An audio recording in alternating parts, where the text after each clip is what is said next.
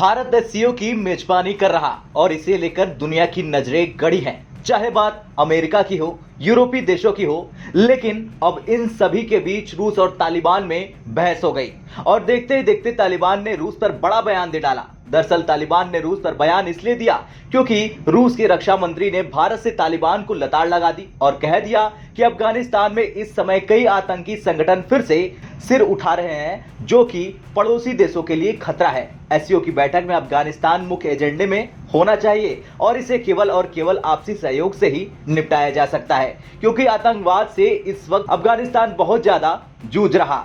अब जैसे ही रूस के रक्षा मंत्री ने यह बयान दिया, वैसे ही तालिबान तिलमिला गया और 2 दिन के बाद तालिबान की ओर से इस पर प्रतिक्रिया भी सामने आ गई और उसने सबसे पहले इन बातों को पूरी तरह से खारिज कर दिया। अब तालिबान की ओर से क्या कहा गया, ये सुन लीजिए। तालिबान ने कहा, अफगानिस्तान को पड़ोसी देशों के लिए खतरा कहने की बात एकदम गलत है। रूस की सरकार को समझना चाहिए कि बीते 2 सालों में अफगानिस्तान की ओर से इलाके या विश्व किसी के लिए खतरा पैदा नहीं हुआ।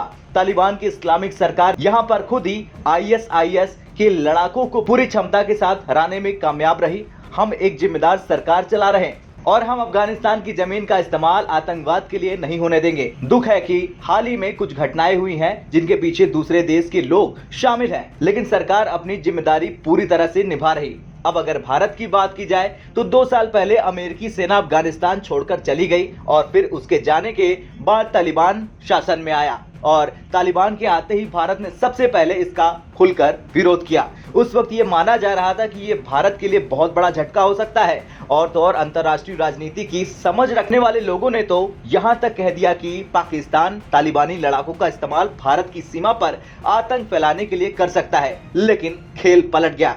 तालिबान ने सत्ता में आने के तुरंत बाद पाकिस्तान को झटका दे डाला और उल्टे उसने पाकिस्तान को जमीन पर कब्जा करने के आरोप में धमका डाला। और अगर आज की बात की जाए तो अफगानिस्तान के संबंध पाकिस्तान की तुलना में भारत से कहीं ज्यादा मजबूत और अच्छे हैं, लेकिन भारत ने साफ कह दिया कि वो किसी भी कीमत पर तालिबान सरकार को मान्यता नहीं देगा। लेकिन दूसरी तरफ भारत ने यह भी कह दिया कि वो अफगानिस्तान के राजदूतों और राजनयिक कर्मचारियों को ऑनलाइन ट्रेनिंग भी देगा और भारत ने इस पर कहा था कि तालिबान शासन को मान्यता नहीं देने पर भारत की स्थिति में कोई बदलाव नहीं हुआ। अफगानिस्तान में जारी डेवलपमेंट को लेकर हमारी स्थिति बिल्कुल भी नहीं बदली। Indian technical and economic cooperation programme को अन्यथा नहीं लिया जाना चाहिए। सरकार से संबंधित कोई भी लिखित दस्तावेज इस प्रोग्राम का हिस्सा नहीं होगा।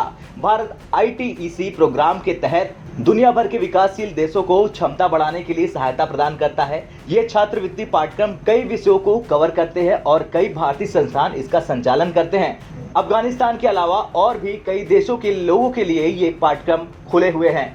खैर, भारत रूस का पक्का दोस्त है और अब देखना ये होगा कि तालिबान के जवाब पर भारत क्या एक्शन लेता है। आपका क्या कुछ कहना है तालिबान रूस के बीच की बहस को लेकर? कमेंट कर जरूर बताएं। ब्यूरो रिपोर्ट, भारत तक।